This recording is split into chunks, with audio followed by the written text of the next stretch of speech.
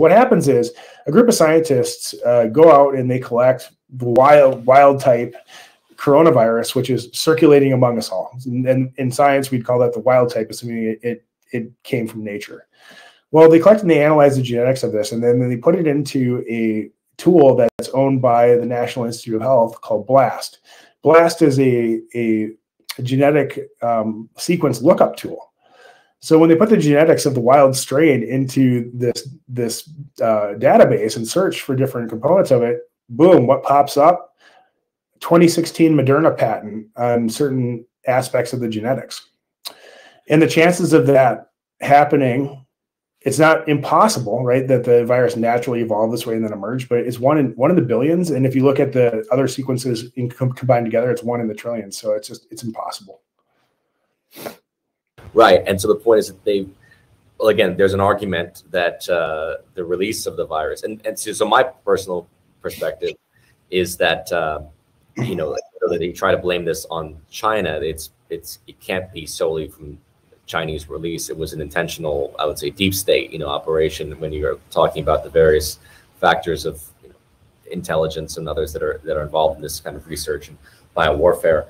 And as you point out in the book, the fact that there were multiple strains of the COVID-19, right, that were released. It was not just one strain between August 2019 and the end of early 2020, I would suppose. Yeah, right? Well, it's difficult to tell because you can have different strains of COVID, and that could be due to natural, what they call genetic drift and shift. So it's hard to tell. So you can have a couple different scenarios here, in my opinion. So you could have a situation where you have a laboratory leak initially, and then that virus starts spreading and evolving, and its genetics are changing out in the population as it's playing games, so to speak. Simultaneously, what could happen is if they don't plug the leak and they're doing research on multiple strains, then they could actually continue leaking.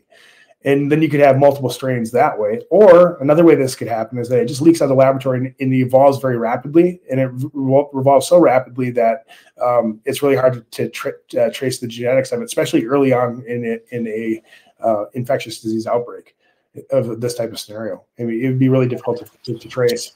Right, exactly. And so they're already developing the mRNA vaccine at this point. I mean, as a technology, they've already been developing it, but then it's specifically already being designed for COVID. And I think they were already, I'm trying to remember if there were letters exchanged. It was basically by January, I believe, or December of 2020 or by December of 2019 or early 2020, before it's acknowledged as a pandemic, right?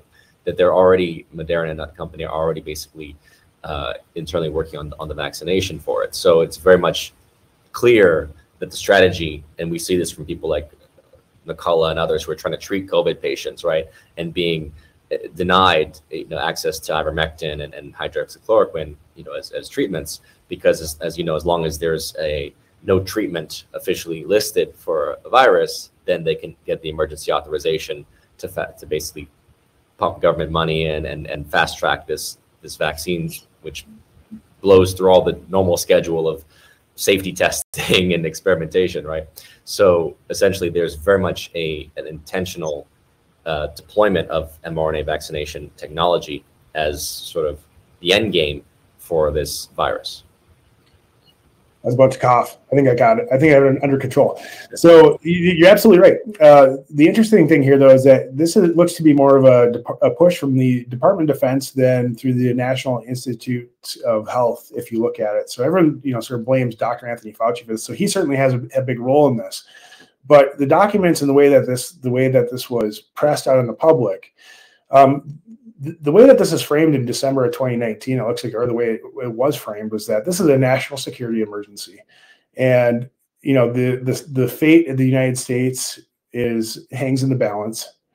So we're going to use basically Defense Production Act, like, I should say, behaviors. It's really not the act, but the strategy within DC and how they push and roll out the vaccine is basically, we're putting this into production.